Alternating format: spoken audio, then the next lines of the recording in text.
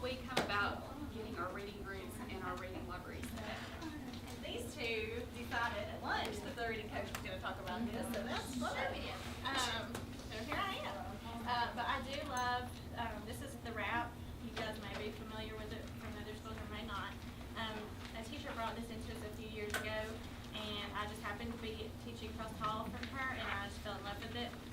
Because for me, my small groups were kind of hodgepodge, and I didn't know what skills to teach to my small groups, and I didn't know what books to provide for them, and I would kind of do my best guess, and they would sit down, and sometimes they could read that book, and sometimes they couldn't, and when they left my table, I thought, I have no idea what these kids have got out of this 15 minutes with me.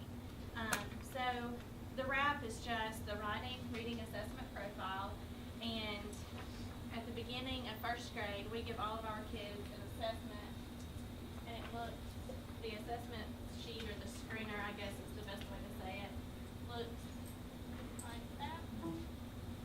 And this is what you would report on for your kiddos while they're reading from these flip charts that come with the wrap. And so it's got letter sounds, or letter names, so they tell you the letter's name. And it's got where they tell you the letter sounds. And then it has a place for phonemic awareness and a place for writing.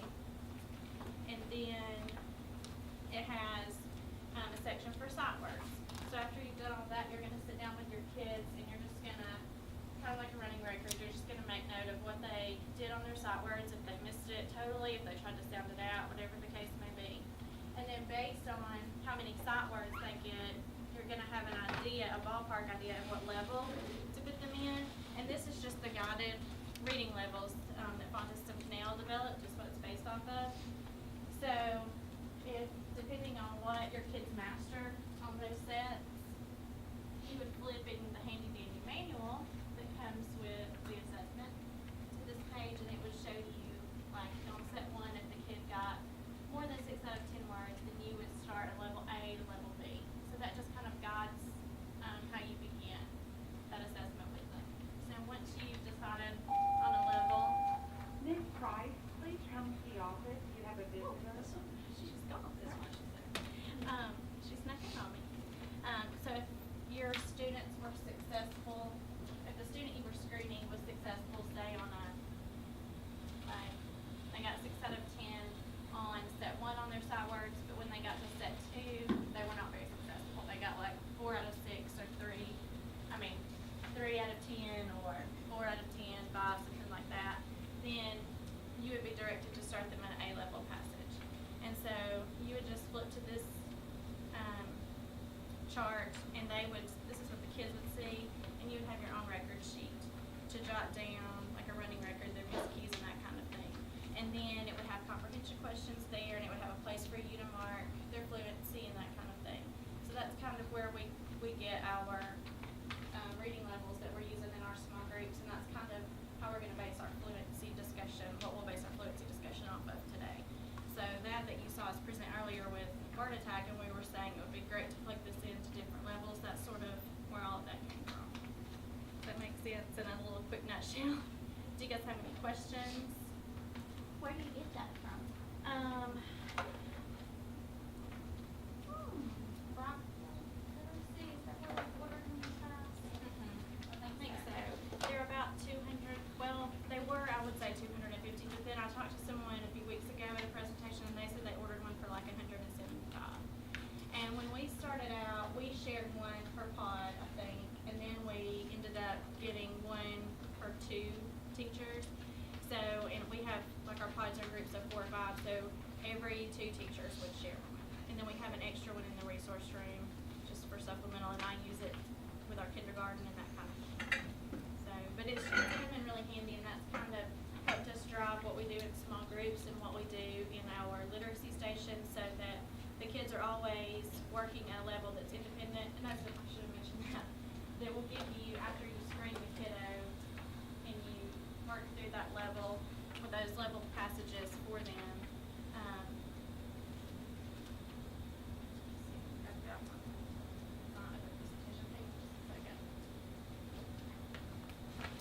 One like where we use Dibbles, we give that assessment 3 times a year, and look at that data, and that data tells us a lot about our kids in our room, but it only gives us just a quick snapshot of each child as a reader, because you're only getting a 1-minute sampling. Whereas the RAP assessment kind of gives you a more comprehensive overall picture of that child as a reader, because you can look and you can see where their interferences are, what their strengths are, and it just really lets you know where they are as a reader, and then you can develop your instruction from that information. So it kind of shows you like if they're, where they're weak in phonics, or they're weak in phonemic awareness, even if they're weak in sight words, fluency, comprehension. And like she said, that Gibbles to me was a snapshot. Like this gave me the big picture of what my kid could do as a reader and what they could do independently. This is a sample of a student at the end, well, I think it was like in April, and she read with me. Yeah. And it was on this little passage, Four Little Kittens. So this is what she was reading out loud to me. And this is what I was reporting on.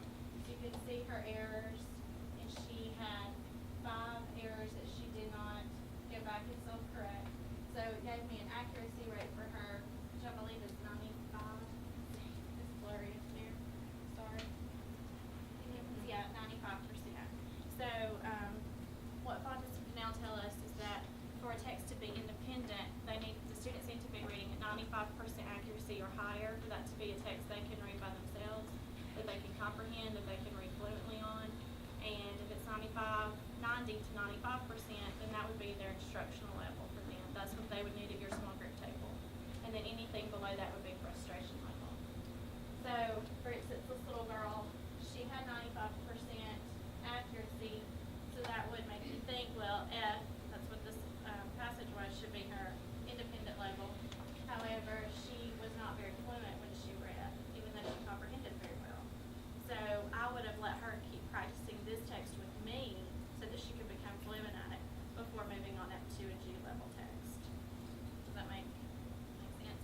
So when we're talking today, we're going to talk about when to use your independent level text with kids for fluency and when to use instructional level text for them. So we wanted you guys to kind of understand the background that we were coming from with that.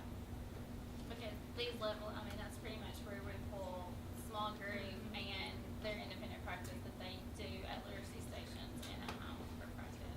So that's how we group our kids that way, and then that gives us the text that we need to work with them on as well. And there's also there's an intermediate route which goes on up into elementary world as well, if you would be interested in that. That's the primary version.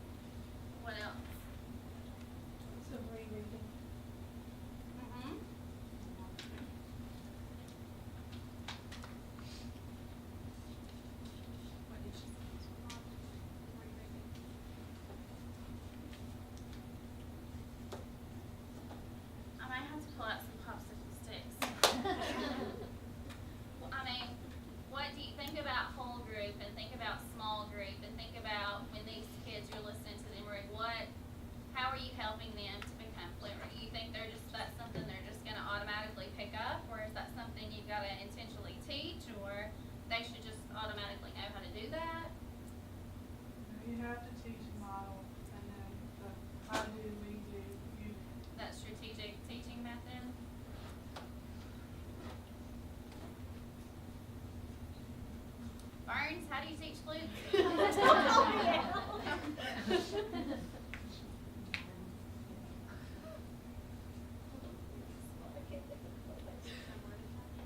Word attack strategy. She gets a bonus point. Miss Riggins was listening. She applied her new Miss college. Bear. Lizzie. We kept calling her the Oh, we called her the seagull here.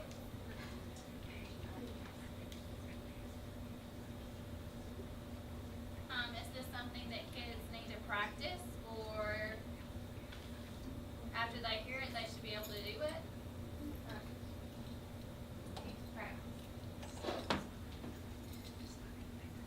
I can say Miss Wallace is swooping because she's a swooper over there with her little fluency group. Right. So I get to hear her swooping. Repeated readings? Oh, we already have rereading, never mind.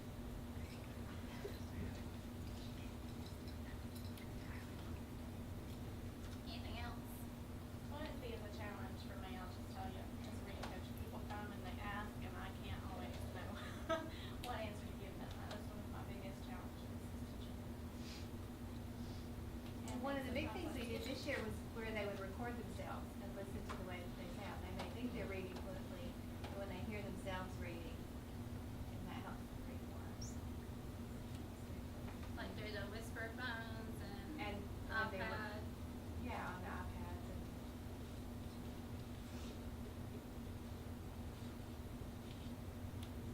I mean, I know this is something we just really had to think about. How do we do that? We just think that it's something that's just inevitable, that that's gonna happen once they start reading. They're just supposed to sound the way they're supposed to sound, but a lot of kids struggle with that, and it really interferes with them progressing to the next level as readers because they don't have the fluency piece. Okay. We're gonna play fluency or it's not. You know how Rick and Bubba has that country song where we're gonna play fluency or it's not. Whatever. I'm gonna hurt y'all. You're doing it. It's just the same thing. So these ladies are gonna pass around some We don't have sticky to